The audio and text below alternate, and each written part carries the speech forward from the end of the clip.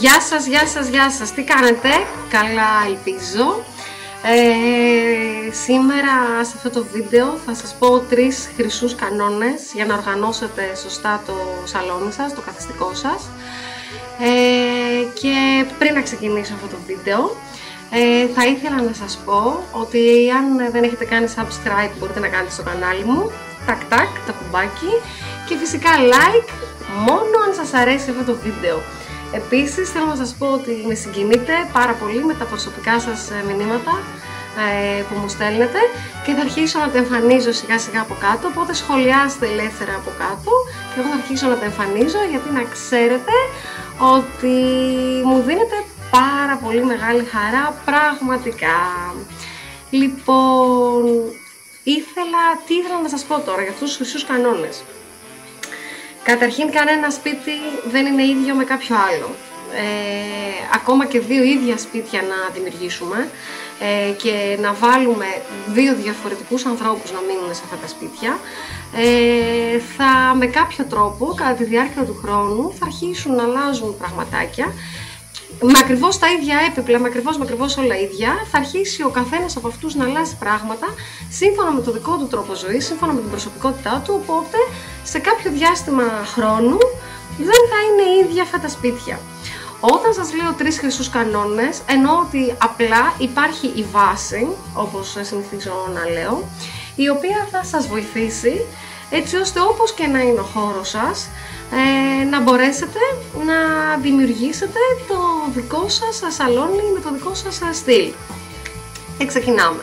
Νούμερο 1. Διαλέξτε εκείνα τα σωστά έπιπλα, κλειδιά, και προσπαθήστε να έχετε αποθηκευτικούς χώρους στο καθιστικό. Τώρα, τι σημαίνει έπιπλα κλειδιά? Το βασικό, το κυρίαρχο στοιχείο ενός σαλονιού είναι ο καναπές, έτσι, είναι και το πιο ογκώδες. Οπότε, κοιτάμε το βασικό στοιχείο, ο πρωταγωνιστής δηλαδή του σαλονιού, να είναι ανάλογος με το σαλόνι το οποίο έχουμε και γενικότερα με το μέγεθος. Όλα τα έπιπλα τα οποία επιλέγουμε πρέπει να είναι ανάλογα του μεγέθους του σαλονιού που έχουμε. Δεν μπορούμε δηλαδή σε ένα μικρό καθιστικό να έχουμε ένα τεράστιο καναπέ, ή για παράδειγμα να έχουμε ένα τεράστιο καναπέ και ένα πολύ μικρό coffee table, γιατί ο καναπές πάει με το coffee table μαζί. Οπότε από καναπέδες έχουμε ποικιλία στην αγορά, αν θέλετε να αγοράσετε κάποιο νέο. Εντάξει, ξεκινάνε από ένα 20, είτε είναι ευθύγραμμοι, είτε είναι γωνιακοί. Υπάρχουν διάφορα βάθη, από 70 και πάνω. Οπότε επιλέξτε αυτόν που ταιριάζει στο χώρο σας. Εάν έχετε ήδη κάποιο καναπέ, κοιτάξτε εάν τον έχετε τοποθετήσει σωστά στο χώρο. Για να τον τοποθετήσω σωστά στο χώρο, τι σημαίνει? Καταρχήν συνηθίζουμε να τοποθετούμε ένα καναπέ σε κάποιο από τους τοίχους του καθιστικού μας. Ναι, αυτό είναι σωστό, αλλά σκεφτείτε ότι θα μπορούσε να λειτουργεί και σαν μονάδα διαχωρισμού 2 χώρων. Δηλαδή αν είναι χαμηλός και δεν είναι ιδιαίτερα ογκώδης, θα μπορούσε αυτός ο ίδιος καναπές να λειτουργήσει ως διαχωριστικό ανάμεσα ας πούμε στο σαλόνι και σε κάποιο διάδρομο εισόδου. Και τώρα χτυπάει το τηλέφωνο, δεν πειράζει, δεν θα το σηκώσω, θα συνεχίσω το βίντεο. Λοιπόν, όταν θα μπορούσε κάποιος να το κλείσει το τηλέφωνο. Ναι. Λοιπόν, επίσης, τι άλλο ήθελα να σας πω? Θα μπορούσατε να βάλετε μία βιβλιοθήκη. Η βιβλιοθήκη επίσης πάει και αυτή στον τοίχο, αλλά και αυτή θα μπορούσε να λειτουργήσει ως διαχωριστικό στοιχείο στο σαλόνι μας και στο καθιστικό. Δεν είναι απαραίτητο δηλαδή πάλι ότι πρέπει να μπει σε κάποιο τοίχο. Με λίγα λόγια, μία σύνθεση σωστή χρυσού κανόνα, αυτό που σας λέω στην αρχή σαλονιού, θα ήταν ένας καναπές, το coffee table μπροστά ή στο τέλος του καναπέ που υπάρχουν πολλά έτσι μικρά αρθρωτά, ξέρετε, coffee table, τα οποία μερικές φορές διαθέτουν και αποθηκευτικό χώρο. Μία λάμπα δαπέδου, ένα φωτιστικό δαπέδου στην άκρη του καναπέ, μία κονσόλ ή ένας μπουφές από πίσω ή μία βιβλιοθήκη ή μπροστά από τον τοίχο τον οποίο έχουμε στο σαλόνι. Τώρα, ο δεύτερος χρυσός κανόνας είναι: προσπαθήστε να συνθέσετε τα έπιπλα στο σαλόνι σας με βάση τις φυσικές πηγές φωτισμού που έχετε. Και αν δεν έχετε πολύ φως, πολλαπλασιάστε τις πηγές φωτισμού.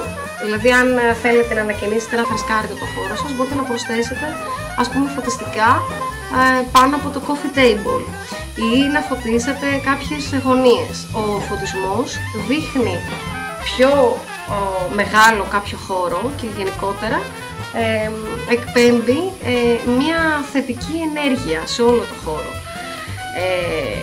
Εάν το καθιστικό σας είναι προσανατολισμένο, παραδείγματος χάρη στο νότο, στο οποίο έχουμε ένα πολύ ωραίο φυσικό, ωραίο σταθερό φως, είναι καλό και ο καναπές σας να είναι προσανατολισμένος, που είναι ο βασιλιάς, όπως είπαμε πριν, του σαλονιού, προς τον νότο. Έτσι θα έχει το καλύτερο δυνατό φως και θα είναι η βάση που είπαμε πριν για να δημιουργήσετε σωστά όλο σας το χώρο. Επίσης, είναι καλό αν έχετε ανοίγματα να είναι προσανατολισμένος πάλι και να κοιτάει προς αυτά τα ανοίγματα. Να μην είναι, ας πούμε, με πλάτη προς κάποιο άνοιγμα. Κατά τα άλλα, είναι καλό να μην μπλοκάρουμε, σας το έχω πει αυτό πάρα πολλές φορές, αλλά θα το λέω σε κάθε βίντεο, μην μπλοκάρετε τις μπαλκονόπορτες και τα παράθυρα. Αφήστε τες να μπαίνει το φως. Τώρα, είναι καλό όλα σας τα έπιπλα, δηλαδή ας πούμε οι πολυθρόνες που θα βάλετε γύρω από τον καναπέ, να απέχουν μεταξύ τους τουλάχιστον 35 εκατοστά, να έχουν ένα σχέδιο, ένα design το οποίο μπορούν να χρησιμοποιηθούν και σε ένα άλλο σχέδιο. Δηλαδή, αν κάποια στιγμή αποφασίσετε την πολυθρόνα να την πάρετε και να την βάλετε στην κρεβατοκάμαρα.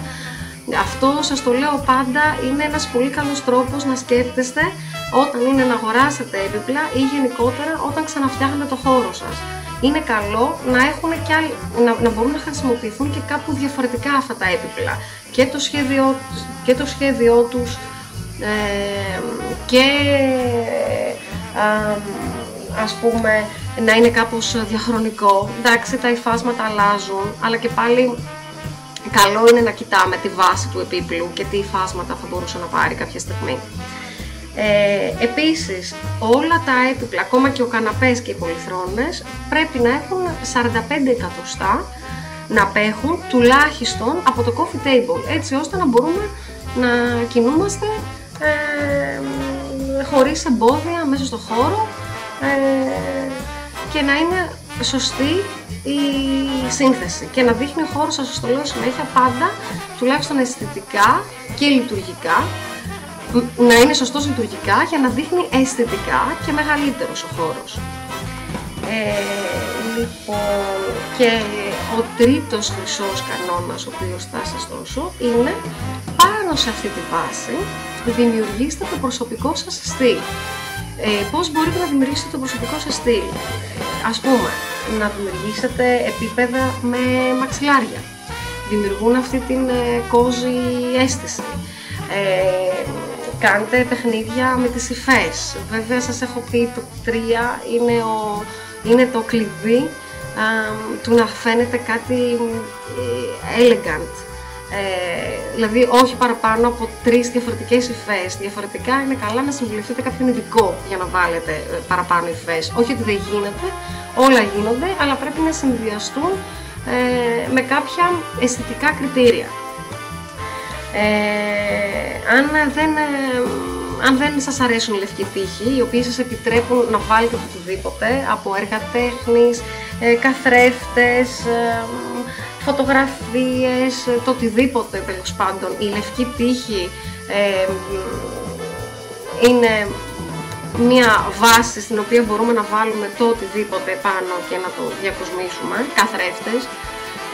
Μπορείτε να επιλέξετε πολύ ωραίες ταπετσαρίες σε κάποια κομμάτια του καθιστικού σας ή επίσης κάποιες ωραίες τεχνοτροπίες ή ένα ωραίο χρώμα.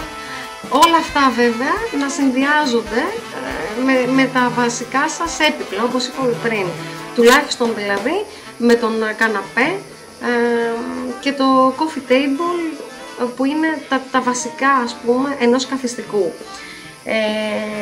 Και από τη στιγμή που το σαλόνι, το καθιστικό, είναι ο χώρος που διασκεδάζουμε τις περισσότερες ώρες ή περνάμε τις περισσότερες μας ώρες καθημερινά και μόνοι μας, αλλά και με παρέα, προσπαθούμε γενικότερα να προσθέσουμε προσωπικά στοιχεία τα οποία για μας είναι σημαντικά και έτσι δείχνουν και πιο προσωπικά στο χώρο. Ας πούμε, αν παίζουμε κάποιο όργανο, κιθάρα, πιάνο, μπορεί να γίνει κάποιο στοιχείο μόνιμο διακοσμητικό στο καθιστικό μας, ή οτιδήποτε άλλο, κάποια αντίκα, κάποιο παλιό έπιπλο, κάτι που έχει κάποια συναισθηματική αξία για εσάς. Αυτά είχα να σας πω σήμερα. Γεια!